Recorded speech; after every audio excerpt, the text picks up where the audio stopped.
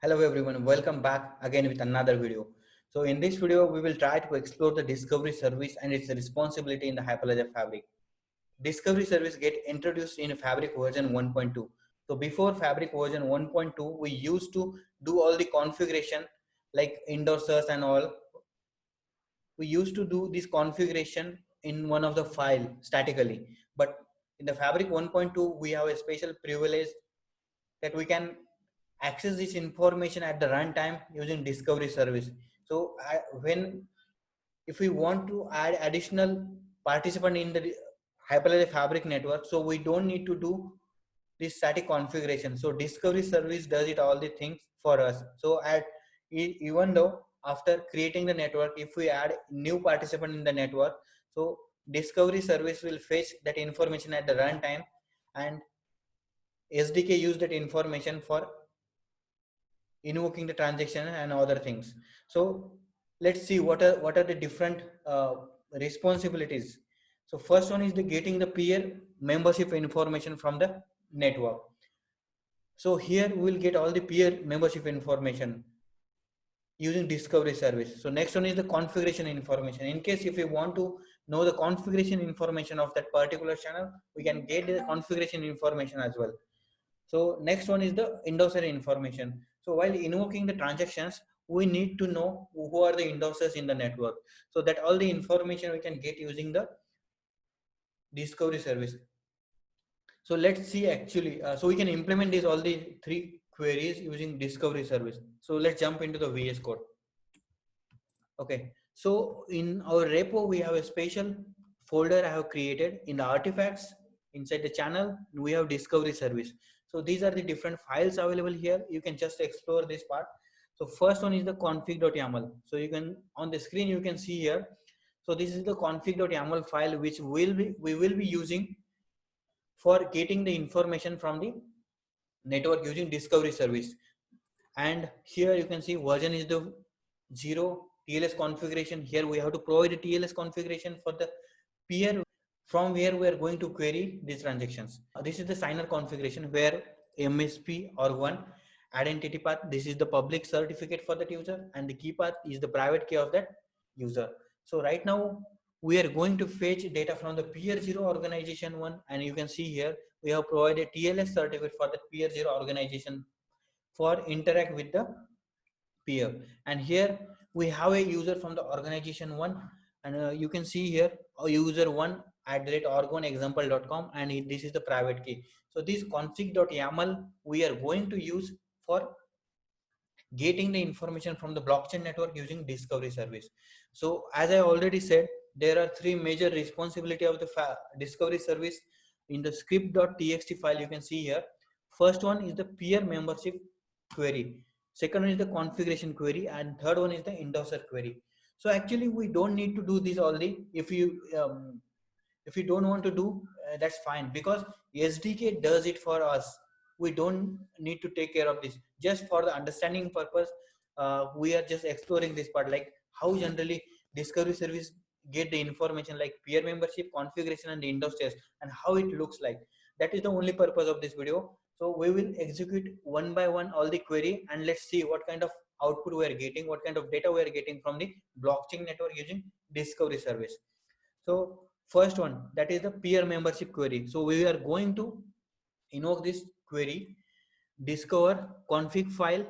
So we have to provide the config.yaml, which just we saw this config.yaml. These are the peers. It means peer membership information we want to get. We have to provide the channel, that is the my channel, and the server.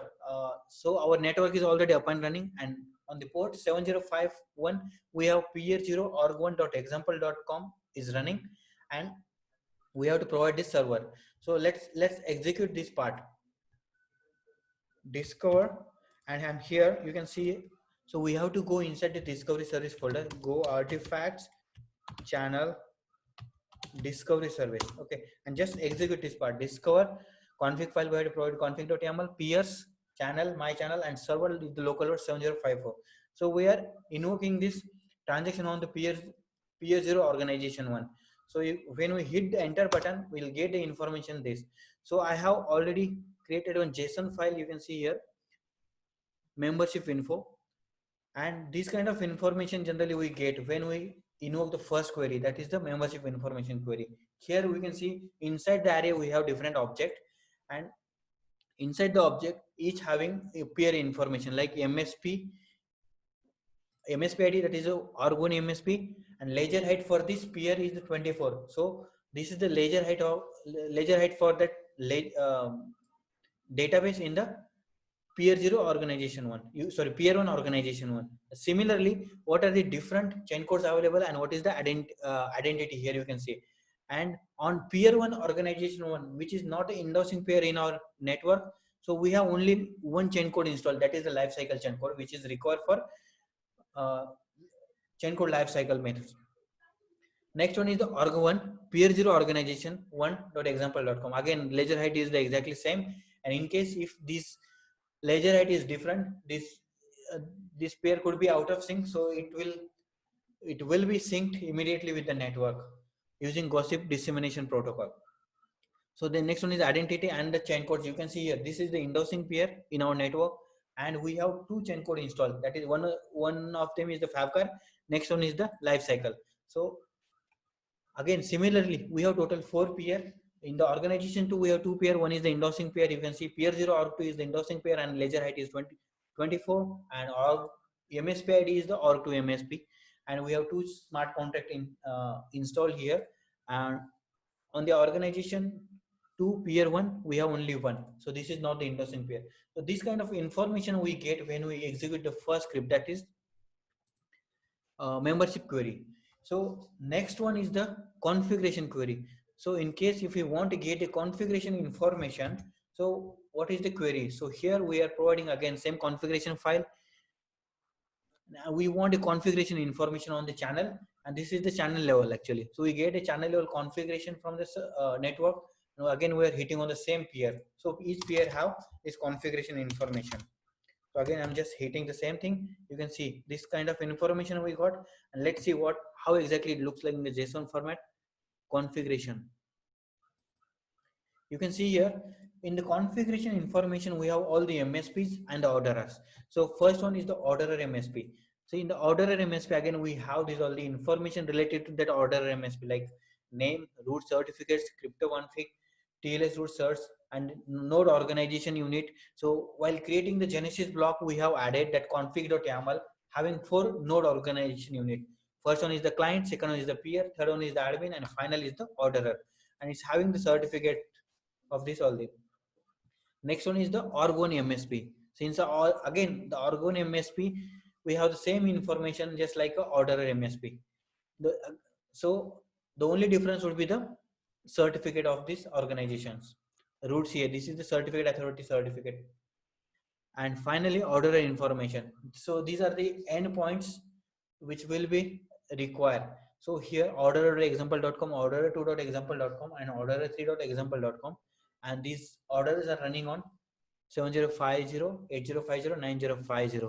This configuration information would be required, and this information if we require, then we have to hit this query. So SDK does it for all of us. SDK does it for us, so we don't need to care about it. Next one is the endorser query, which is most important. So let me execute this part. You can see here discover config file, config, where providing the again same, because we require actor to get the information. And again one thing I missed here. So we are providing this user here signer configuration.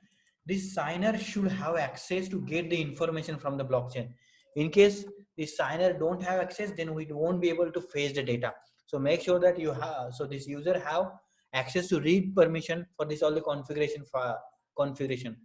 So here we are providing the endorser for this channel, my channel, and finally the smart contract, that is the Fabcar. So we will get the endorser information for this channel and this chain code. Just enter here and we'll get this information. Let's see how exactly it looks like in the JSON format. I have saved all this file. You can see here for the chain code Fabcar, we have this endorser groups G0 and G1. So we have 2 organization, and each organization have one endorsing peer as our configuration, and peer 0 org 2 is the endorser peer from the organization 2. We can see ledger height and all the things. For organization 1 as well, we have this information like G1 and G0. These are the two groups. And what is the endorsement policy say? So endorsement policy say we require endorsement from the each organization. So G0 one peer, G1 one peer. So it means both of the organizations should endorse the transactions, and SDK use the same information. So first it fetch this endorser data, checks how many endorsements we require, and this endorsement, as per the endorsement which peers are up, it send a transaction to that all the peer. So in case, let's assume that in our organization we have three organizations having one endorsing pair. So here we will get G0, G1 and G2 kind of information. So organization 3 will be there, and in case we want endorsement from one of the organization, so here we'll get information like either of organization can endorse the transaction. So as per the configuration in the layout, so SDK send the transaction to the endorsing peer. So these are the three different configuration data we can get: peer membership, configuration information, and endorsers using discovery service. It is not required to execute this all the query manually, just what I did here. This is just for the getting the information, how exactly membership information looks like, configuration information looks like, and the endorser information looks like. So SDK is doing. So let's see when we invoke the transactions. Here we can see we are saying that in the connection option, discovery service enabled true and localhost equal to true. So it means we are enabling the discovery service. We are saying that so enable discovery service and get all the runtime data using discovery service, and the localhost equal to true. It means in the endorser configuration, you can see here endorser information. So this endpoint, instead of peer0 org2.example.com, so we are explicitly mentioning here use localhost instead of this one in the invoke.js. Yeah, instead of use use localhost instead of peer0 org1.example.com.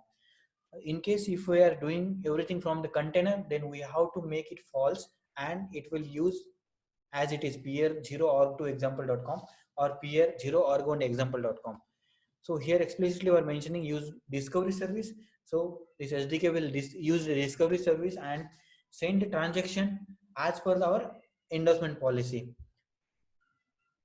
That's it for all the discovery service. In case if you are facing any kind of issue, just let me know. I will try to resolve. I will try to help you. And in case if you like this video, make sure that you hit that like button and subscribe channel if you feel this useful channel. Thank you so much. Stay tuned for the more update.